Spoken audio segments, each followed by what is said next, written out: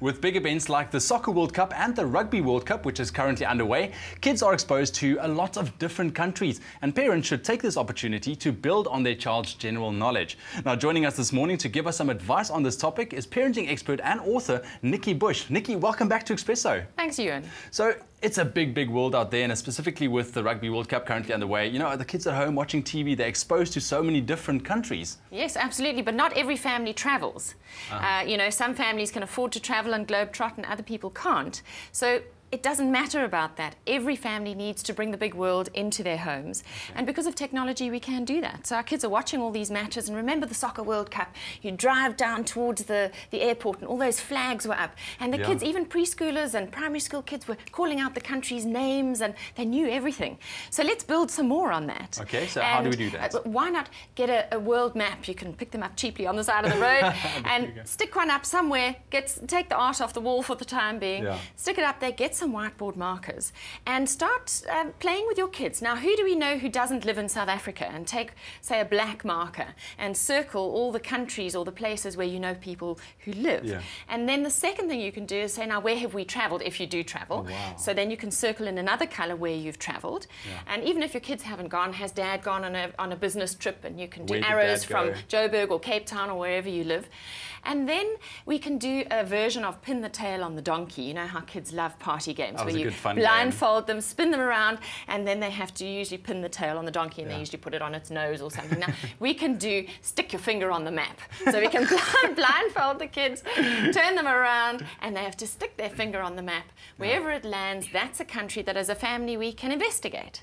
So, well, for example, maybe it's Samoa, and you know, that's a country that South Africa would have played rugby against in the World Cup, or Japan, or England, or whatever. And now let's research that country. And if you've got older children, they need to learn research skills, internet research skills. Now, that's completely the opposite of the way we used to research as kids. Oh, definitely. Okay, now, we used to go from the general in an encyclopedia, and you only had 2, World Book and Britannica, and you'd look up the country. Okay, so say it's England. You would look up England, you'd look at the general stuff, and then you would go to the particular. But with the internet, which is how most of us are searching these days, you've got to go specific first. So you have to ask a very specific question. So if you want to know about the food in Spain, you've got to be very specific. Don't just look at Spain. You have to say food You have Spain. to say food Spain or whatever. But there's so many interesting things you can learn about a country, like bull running in Spain. That's an interesting thing. We don't do that in South Africa. So, you know, have table conversations about things like that, but also use dinner as a way to celebrate multiculturalism and the international thing. So now you've pinned the tail on the country, so why not find a dish to cook for that country? And the whole family can get involved in cooking. Or if you wanted to get family friends around and have a really fun evening, everybody can bring a dish from that country. And they could dress like that and have little flags on their cheeks, and the kids can make, you know, real flags, colour them in and paint them, and get everybody involved. And it's just a nice way of sharing time together, and togetherness is a very important concept for family life. That's correct. And I mean, it goes to the other point as well. I can imagine sitting around a dinner table and the kids being able to talk about things that they've learned. It opened up conversation skills, and this is one of the benefits, I'm sure, about having a bigger general knowledge. Yeah, we need to increase our children's general knowledge, especially, you know, we talk about the fact that they're the screen generation and they love to play with screens, but we need to reinforce the kind of information that they're getting by having conversations about it.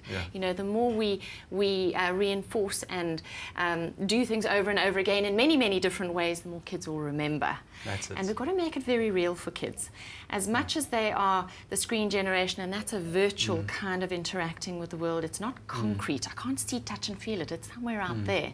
We need to bring things into their reality, because that's the only way children can create meaning, is to make it real. And if you can't get to the country, we can play with it, research it, cook with it, and taste But it all comes once again down to spending the time with the kids and just making that time as a parent. Great stuff. Nikki, thank you so much. Really appreciate you being here. Once again, we'll see you back next week. Thank you. So very important, build on that general knowledge of your kids. It will definitely benefit them in the future.